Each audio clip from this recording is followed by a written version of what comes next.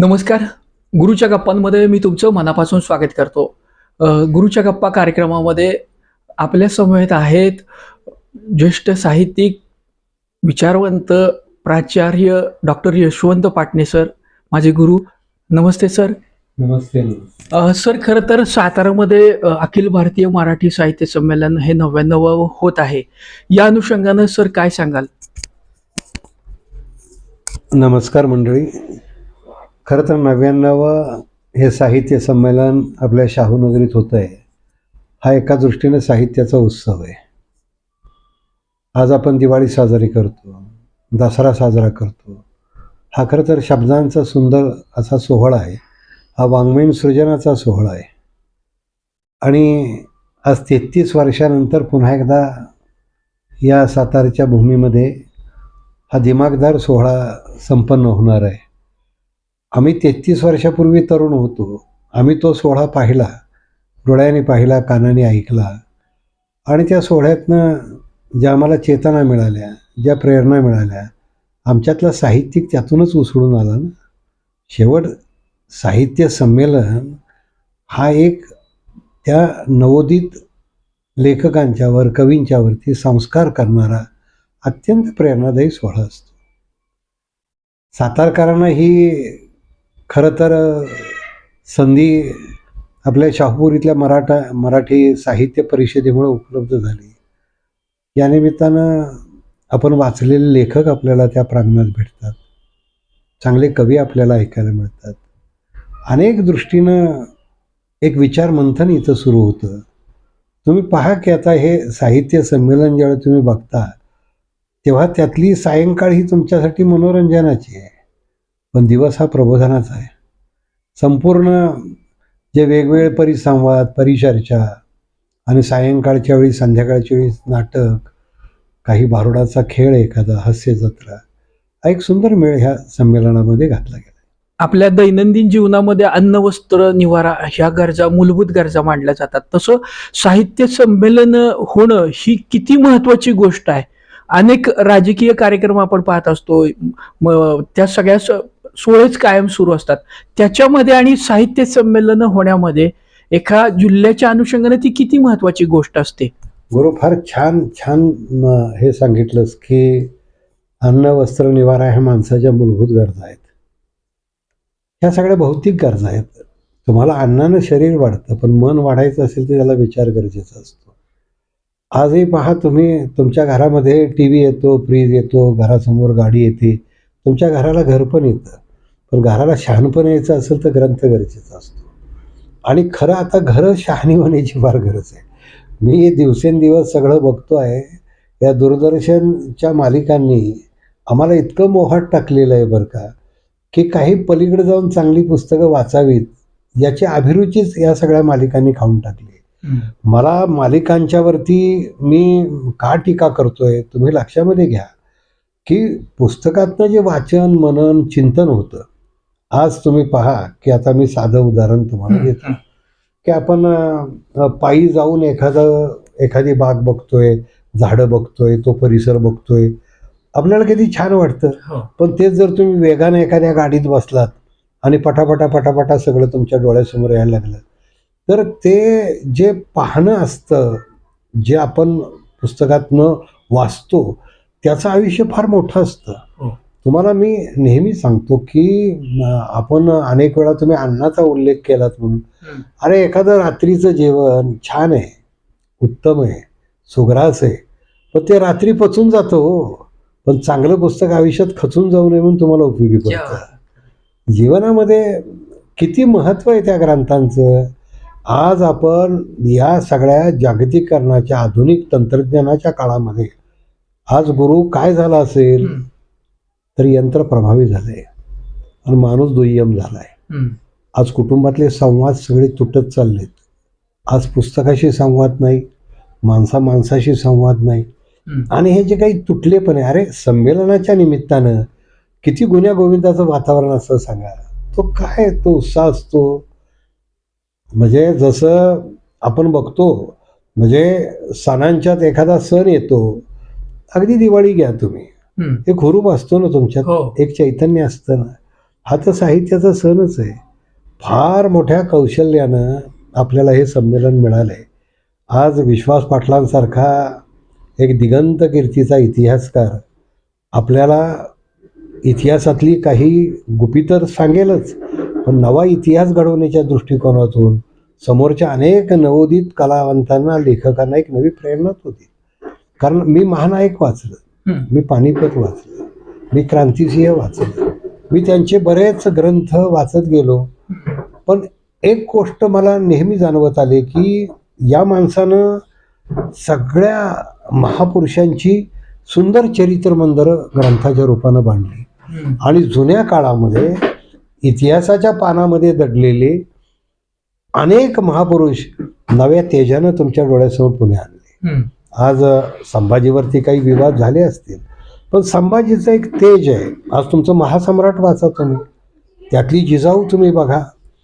मला कधी कधी मी विश्वासरावांना फोन केला आणि सांगितलं की सर, मी फक्त समजत होतो की एक झाशीची राणी जिनं लेकरू आपल्या पाठीशी बांधलं, पण एक शिवबा जिजाऊन आपल्या पोटाशी बांधलंय. आज मला सांगा किती सुंदर बोध आहेत त्या जिजाऊला.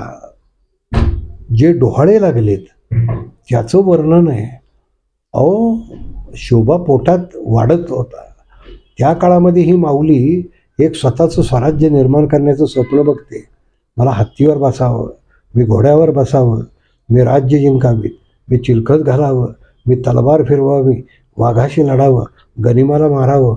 हे डोहाळे त्या माऊलीला लागलेत. आणि हे चित्र जेवढं उभं राहतं इतिहासामध्ये, तेव्हा मला तुम्ही सांगा किती प्रेरणा मिळते. आम्ही नेहमी सांगतो की राजा शिवाजीनंतर आता अनेक राजे झाले असतील, पण त्या माणसाचं तेज वेगळंच आहे. तसं त्या काळात जे साहित्यिक होते ना, त्या काळात त्यांचं तेज वेगळं होतं. आता तुम्हाला पुलं परत नाही आणता येणार, भाऊसाहेब परत नाही आणता येणार. एक विश्वास पाटील तयार होताना केवढी मोठी तपश्चर्या असते सांगा. त्याचं आयुष्य त्यांनी सगळं त्या एखाद्या गोष्टीसाठी वेचलं. आम्ही एखादं पुस्तक लिहितो, मी लिहितो पुस्तक, त्यावेळेस मी त्या विषयाशी इतका एकरूप झालेला असतो आणि मग माझं अनेक दिवसांचं चिंतन, अनेक दिवसांचं मंथन. जसं ताक घुसळल्यानंतर लोणी जन्माला यावं तसा तो ग्रंथ जन्माला येतो. आम्हाला विश्वास पाटलांचं ते ऐकायला मिळणार आहे. आणि त्या दृष्टीनं तुम्ही म्हणता का नाही, अन्न वस्त्र आहेच हो, ते कुठं जाते, त्या माणसाला त्याच्या कष्टानं ते मिळवावं लागतं. परंतु याची अभिरुची निर्माण करण्याचं काम साहित्य संमेलन करतात. तुम्हाला सांगा की आता अनेक जण मला विचारतात की सर आम्हाला पत्रिका पाठवा बरं का. कोणी विचारतं सर तुम्ही आहात का त्याच्यात, म्हटलं आहे मी तिसऱ्या दिवशी आहे म्हटलं. आता तुम्ही मला सांगा की त्या लोकांना ही जी एक उत्सुकता आहे सगळी, आणि एक प्रचंड उत्सुकता आहे सगळ्यांची. आता एक आहे बरं का, म्हणजे गुरु सांगायचं तर म्हणजे 93ला एकूण शहरामध्ये जो उत्साह होता, हो, म्हणजे प्रत्येकाला का कर्नाटक साहित्य संमेलन काय, त्यावेळेस या सगळ्यांच्या दृष्टीने ते नवं होतं, अगदी नवं होतं. म्हणजे अभयसिंह राजे भोसलेंनी ते आणलेलं होतं. आमचे पिताजी कार्यवाह होते आणि बरीच मंडळी, अगदी श्री चिटणीस, पुरुषोत्तम शेठ, प्रकाश गवडी, अगदी छान सगळं. आणि तो जो माहोल होता सगळा संपूर्ण साताऱ्यातला, अहो प्रत्येक घराला वाटत होतं की आपल्या दारामध्ये साहित्याची ही गुढी उभी राहिली. गुढ्या उभ्या केल्या होत्या त्यावेळेचं. हो, त्या आता सुद्धा मी तुमच्या माध्यमातून आव्हान करतो लोकांना, खरं तर 1 तारखेला अशा पद्धतीनं जर लोकांना जर काही साहित्य गुढ्या उभ्या करता आल्या, जर काही वेगळे. आता आम्ही तुम्हाला माहिती आहे गुरु की आम्ही ग्रंथ महोत्सवाचा मी अध्यक्ष आहे. आम्ही नोव्हेंबरमध्ये ग्रंथ महोत्सव घेतला. प्रत्येक वर्षी ग्रंथ महोत्सव हा जानेवारीत असतो, तो पहिल्या आठवड्यात असतो, जे आता संमेलन होतंय तसं. मग आम्ही का नोव्हेंबरमध्ये घेतला, तर या साहित्य संमेलनाला पूरक एक वातावरण तयार करावं आणि त्याच्यातून पुन्हा एक नवा जल्लोष तयार व्हावा. आणि आम्ही तसे यशस्वी झालो, कारण आमचा ग्रंथ महोत्सव सुद्धा त्याला जवळजवळ 25 वर्षाची परंपरा आहे. आणि आमच्या दृष्टिकोनातून हा महाग्रंथ महोत्सव आहे, लक्षात घ्या. कारण आज इथं जवळजवळ 350 स्टॉल्स आहेत, वेगवेगळ्या प्रकारचे खाद्याचे स्टॉल आहेत, वेगळ्या गॅलरीज आहेत, आणि एक चांगले परिसंवाद. 93च्या अनुषंगानं काही गोष्टी सांगितल्यात की साहित्य गुढी ही खरंच त्यावेळेस तुम्ही उभ्या केल्या होत्या. आत्ताच्या संमेलनामध्ये तुम्ही जे आपले प्रमुख अध्यक्ष आहेत विश्वास पाटील यांच्या संदर्भात माहिती दिली. एकूण काय तुम्ही सातारकरांच्या संदर्भात सांगाल? ही कशा पद्धतीनं पर्वणी ठरणार आहे सातारा जिल्ह्यासाठी? हे पहा, आता पुढचं संमेलन कधी येईल आपल्याला माहिती आहे का? नाही. आलंय ते संमेलन साताऱ्यात 1993ला झालं. त्यानंतर 33 वर्षानं आता मध्यंतरी एक साहित्य संमेलन अखिल भारतीयचं महाबळेश्वरला झालं. ते तर मोठं वादग्रस्त झालं होतं. म्हणजे त्याचे आनंद यादव हे अध्यक्ष होते. संत तुकारामांच्यावरती आक्षेपार्ह अशी कादंबरी त्यांनी लिहिली आणि साहित्य संमेलनाचा अध्यक्ष असून त्यांना त्यावेळेस तिथे येऊ दिलं नाही. म्हणजे वाद हे संमेलनाचं अविभाज्य भाग आहे. मग ते तुम्हाला आठवतंय का मला माहीत नाही, परंतु मी तुम्हाला सांगेन की पहिलं साहित्य संमेलन जे 1878ला झालं, म्हणजे साताऱ्यातलं नाही, पहिलं पुण्यात झालं. त्या पुण्याच्या साहित्य संमेलनामध्ये किती लोक होते? पहिलं संमेलन फक्त 50 लेखक होते. आणि त्याच जो संमेलनाचा अध्यक्ष होता त्याच्या नावावर मराठीतला एक बी ग्रंथ नव्हता. ते होते महादेव गोविंद रानडे, न्यायमूर्ती होते. त्यांनी इंग्रजीमध्ये काही लिखाण केलेलं होतं. म्हणजे विचार करा, त्यावेळी सुद्धा वाद झडला होता. वाद काय, ज्याच्या नावावर मराठी पुस्तक नाही हा मराठी संमेलनाचा अध्यक्ष कसा? आता यादवांच्या बाबतीत एवढी उदंड पुस्तकं त्यांच्या नावावरती आहेत, पण ह्यानं संत तुकारामांच्यावरती आक्षेपार्ह विधान केलेत. हे राहतात कसे हे बघतो. वाद हे प्रत्येक वेळी घडलेत. अगदी तुम्ही म्हणजे वादाशिवाय साहित्य संमेलन नाही. मग विश्वास पाटलांच्या बाबतीत सुद्धा वाद घडलाच. पण पहिल्या सत्काराच्या वेळेस त्यांनी जे खणखणीत उत्तर दिलं, विश्वासरावने म्हणजे तिथं बाजी मारलीच. त्यांच्याकडे ते जे वक्तृत्व आहे, चांगली लिखाण शैली आहे आणि सगळा इतिहास ललित रम्य भाषेमध्ये मांडण्याची जी एक प्रतिभा आहे, हा विलक्षण लेखक आहे सर. आणि शेवट असा आहे की लोकांच्यापर्यंत तुम्हाला जर खरा इतिहास पोचवायचा असेल, तुम्ही म्हणता ना सातारकरांना काय पर्वणी आहे, अहो विश्वास पाटलांचं भाषण हीच पर्वणी आहे. सगळ्यात मोठी पर्वणी ती आहे. आज तो माणूस ज्या ताकदीनं तुमच्यासमोर हा सगळा सातारकरांचा इतिहास उभा करेल. तुम्हाला माहिती आहे त्यांना प्रतापसिंहांच्यावरती लिहायचं आहे. तुम्ही गुरु ज्या प्रतापसिंह महाराजांच्या पुतळ्यासाठी फार तुमच्या आयुष्यातला एक वेगळी शक्ती खर्च केलीत. आज सुद्धा आमचे शिवेंद्र बाबा महाराज आज त्या प्रतापसिंह महाराजांना पुन्हा एकदा सन्मानानं उभं करणार आहेत असं आमच्याशी ते बोललेत. पण त्या प्रतापसिंह महाराजांच्यावरती म्हणजे हा विलक्षण प्रजाहितदक्ष राजा होता. म्हणजे मी तर असं मानतो की शिवाजी महाराजांच्याकडे बघितल्यानंतर सयाजीराव, त्याच्यानंतर तुमचे शाहू महाराज आणि त्यानंतर प्रतापसिंह ही त्या तोडीचा एक उत्तुंग व्यक्तिमत्वाचा माणूस होता. आज तो इतिहास हा कदाचित जर आम्हाला विश्वास पाटलांच्याकडनं ऐकायला मिळाला तर चांगला आहे. आणि लाभ जर तुम्ही म्हणाल तर एक गोष्ट असते बरं का, तुम्ही मला सांगा, एखादं पुस्तक तुम्हाला हवं आहे, तुम्हाला घ्यायला किती लांब जावं लागतं. आज आणायचे तुमच्या दारात ती पुस्तकं येतात. शेवट भाऊसाहेब खांडेकरांनी एक वाक्य फार सुंदर म्हटलं. तुम्ही मुलाखत घेता म्हणून सांगतो आणि तुम्ही म्हणता की साहित्य संमेलनाचा काय लाभ आहे. त्याने वाक्य असं सांगितलं की पुस्तकांच्या जगात शिरलं म्हणजे मनावरचं मळप दूर होतं.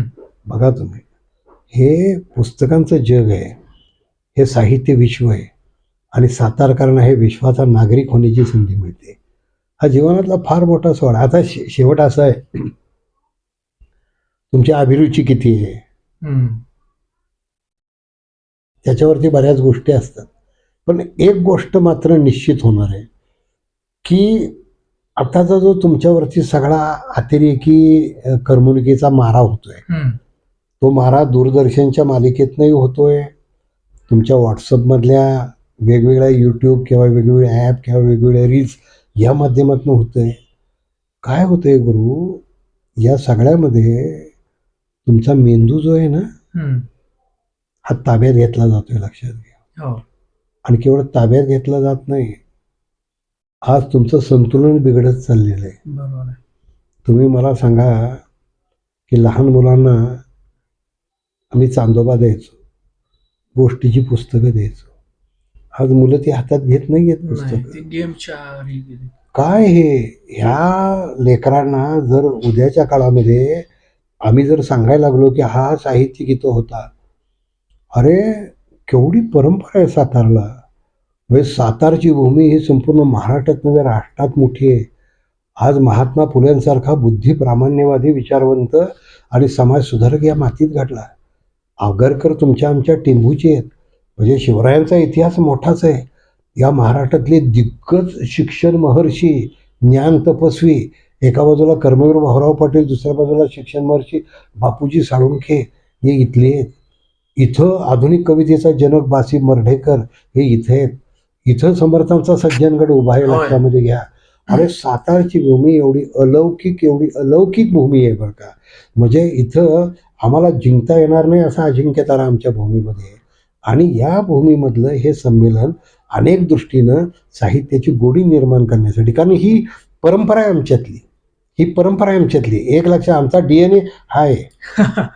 आणि म्हणून आम्हाला ही गोडी आहे. कसं असतं, काही वेळेला काही पुट्ट तयार होतात. तुम्ही बघा, एखादी गोष्ट आपण म्हणतो का नाही, झाकली जाते. शेवट असं असतं की तुम्ही बघा, आज अहमचं नाव तुम्ही घेतलं, आहा साळुंखेंनी. त्यांनी विद्रोही संत तुकारामांच्यावर पुस्तक लिहिलं. काय तुकारामांची प्रतिमा होती हो तुमच्या आमच्यासमोर. तुकारामांची प्रतिमा काय होती, तर एक अत्यंत भोळा बाबडा संत, एवढी प्रतिमा होती. हा सिंहासारखा शूर संत होता आणि रात्रंदिवस युद्ध करणारा, रांजल्या गांजल्यामध्ये देव पाहणारा, एक अलौकिक प्रतिभेचा अत्यंत धाडसी असा संत. ही प्रतिमा कधी निर्माण झाली, आज स्वराज्य रक्षक संभाजी मालिका आली, आमचा प्रताप गंगावणेनं तेवढ्याच ताकदीनं काम केलं ना. आज संभाजी महाराज झळाळून उठले, संपूर्ण महाराष्ट्रात पुतळे तयार करायला लागले लोक. हे जे काही आहे ही साहित्याची किमया आहे. मी प्रताप गंगावणेंना मी नेहमी सांगतो, मी आहांना सांगतो, लोक पायावर डोकं ठेवतात, मी तुमच्या बोटावर डोकं ठेवतो. 93चं जे अखिल भारतीय मराठी साहित्य संमेलन झालं होतं आणि ज्यामध्ये भाऊसाहेब महाराजांनी खरं तर ते त्या काळामध्ये अत्यंत प्रभावीपणे चांगल्या लोकांना सोबत घेऊन त्यांनी ते काम केलेलं होतं आणि ते आजपर्यंत ते विसरू शकलेले नाही आहेत. आज त्यांचेच चिरंजीव नामदार शिवेंद्रसिंहराजे भोसले हे खऱ्या अर्थानं पुन्हा एकदा आपल्या वडिलांच्या पायावर पाय ठेवून त्यांनी देखील खरं तर साहित्याच्या अनुषंगानं अत्यंत महत्त्वाचं असलेलं साहित्य संमेलनाचे ते संयोजक आहेत. काय सांगाल, एकूण या 2 पिढ्यांमधनं हा 3ऱ्या पिढ्याकडे जाणारा वारशासंदर्भात काय सांगा? माझी एक पूर्ण इच्छा आहे बरं का, साहित्य संमेलनाचा लाभ हा साहित्यिकच असावा. त्याचे राजकीय लाभ म्हणजे या दृष्टीनं या संमेलनाकडे पाहू नये. कारण कसं होतं, आता आम्ही काय धागा जोडतो की अभयसिंहराजेंनी त्यावेळी साहित्य संमेलन घेतलं आणि नंतर लगेच ते मिनिस्टर झाले. बघा, दुसऱ्या दिवशी मला वाटतं शरद पवार काहीतरी आले आणि त्या मंत्रिमंडळामध्ये अभयसिंह गेले. आता बाबाराजे अनायसेच नामदारच आहे. बाबाराजांच्याकडे एक दृष्टी आहे, एक त्यांना अभिरुची आहे. म्हणजे मी नेहमी पाहतो त्यांच्याकडे एक जाण आहे वेगळी. आणि समाजामध्ये समाज जो घडतो ना, तो अशा विविध घटकांनी घडतो. त्या समाजाच्या विविध घटकामध्ये एक प्रकारचा विश्वास, प्रेम, त्याला त्याची आवडणारी गोष्ट देण्याची एक चांगली अशी वृत्ती बाबांच्याकडे. त्यामुळं बाबा अत्यंत कल्पकतेनं, अत्यंत संघटन कुशलतेनं, मला माहिती आहे की हा साहित्य संमेलनाचा सोहळा दिमाखानं पार पडतो. एकूणच साताऱ्याच्या सर्व जिल्हावासियांना, महाराष्ट्राला काय तुम्ही सूचित करताय? राजधानी सातारामध्ये हे दिमागदार सोहळा संपन्न होतोय.